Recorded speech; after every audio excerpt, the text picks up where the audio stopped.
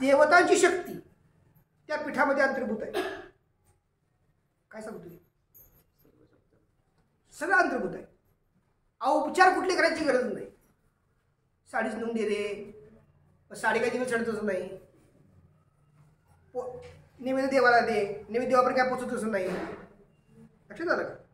उपचार न करता मनातून प्रार्थना होणं महत्वाचं आहे. काय महत्वाचं आहे? प्रार्थना होणं महत्वाचं आहे. त्या दिवशी घरी पैसे काढा किंवा ऑनलाईन करा, ही प्रार्थना म्हणा.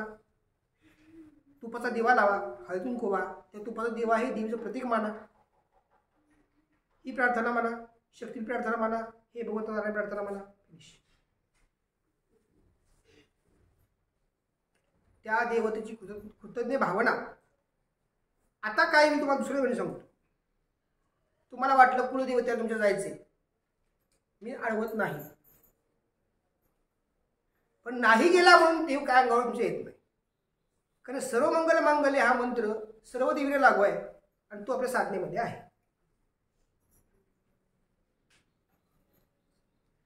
बरोबर ना? काय शंका असते ते विचारा त्या संदर्भात.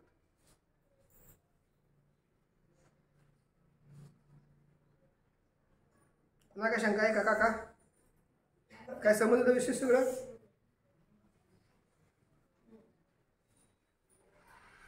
तुम्हाला वाटतंय म्हणून 30,000ची साडी देवीला द्यायची म्हणून ते 30,000 मी घेणार नाही, ही पटो काय सांगतो. आता आमची तर वर्षी 30,000 साडी देवीला होती, तर 3,000 500 जमा करायचे.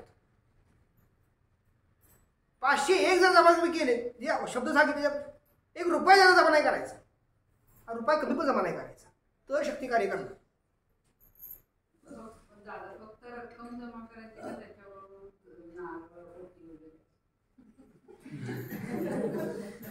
शक्तीला रूप नाही. काय सांगितलं? रूप देहाला आहे. रूप कोणाला आहे? देहाला आहे. आपण शक्तीचे उपासक आहोत, रूपाचे उपासक नाही. त्यामुळं औपचार काय नको आहेत.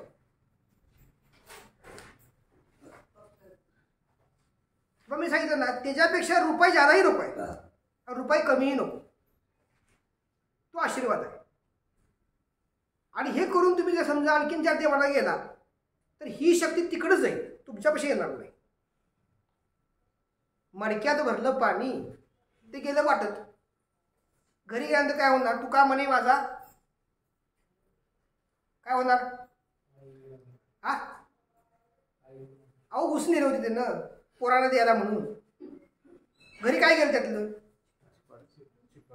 चिपाडी गेली की नाही, कसं म्हणताय? शेवटी चिपाट टाळक्या बसला आणखी नाही पाठी. त्यांनी दाखवून दिलं तुकारामांनी की काय केलं म्हणजे काय होतं. त्यांची बरोबर सामान्य व्यक्ती करू शकत नाही.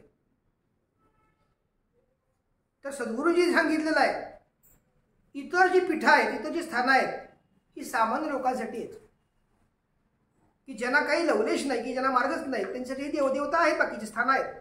तर तुम्हाला एकदा मूळ शक्तीचं उपासक केल्यानंतर परत तिकडे ओटी भरतो, मग मी उपास दिवसभर काय खाणार नाही, दुसऱ्या दिवशी चला येईन 4 बाटल्या खाते. उपयोग काय त्याचा? उपासना करा, नामस्मरण करा, साधना करा, भक्ती करा. लक्षात आलं का? अवडंबर कुठं करू नका. काय सांगितलं? अवडंबर करून काय होणार सांगा तुम्ही मला? अवडंबर कुठं करायचं नाही, भक्ती करा. काय शंका अजून? तुम्ही याला ज्योतिषमती ग्रंथ दिलाय का नाही? अभ्यास केला का त्याचा? शहाण्या बाळा अभ्यास करायचा. काय करायचा? तुम्ही रोज एक पान वाचा, फार अभ्यास करायची गरज नाही. आणि हे जे आज तुम्हाला पुस्तक मी देतोय ना, हे प्रत्येक घराघरात पुसलं पाहिजे. सगळं सोपं आहे.